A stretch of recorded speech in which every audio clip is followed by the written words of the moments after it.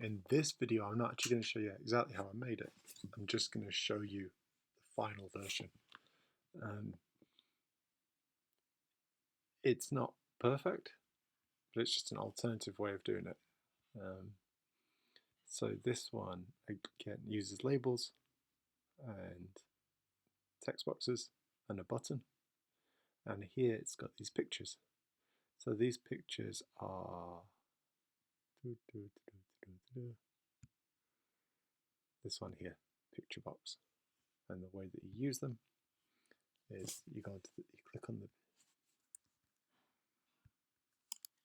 get rid of that one. Yeah. So the picture box on here, there's the option of image. And then you just select the image that you want to show. And one that's really important with that is size mode. Here you set to stretch image, as otherwise the image is the wrong size. Okay, except the code on this one's a bit ugly, but again, declare the player's score. So basically check answer. If the answer is right, add to the score, show the tick, hide the cross, else if the answer is wrong, hide the tick, show the cross. And that's exactly all it does for the 1, 2, 3, 4 questions. And then at the end, it just tells you your score was.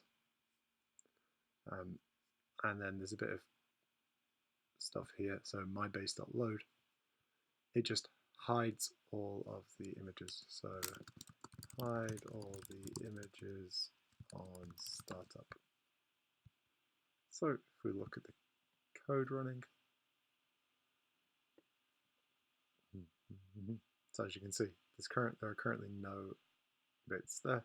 So what is 5 by 5? 25. Yes, your score was 1. And as you can see, 1 is right, 3 are wrong. Who is Clark Kent? Superman. Moved across, but if I change that, then it works just as I'd like. 25, what is the best subject? Computer science. What is the capital of Australia? Canberra. Yeah. So that's a way of using picture boxes and all on one form. So like I said, picture box, it's that one there.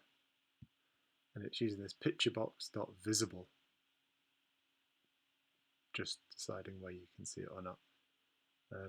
And to get the load option, all you do is you get on the form and you just double click the form and it does the form load. So yeah, question 1, question 2, question 3, question 4, and finally show result. So yeah, so that's version 2 of how to do a quiz.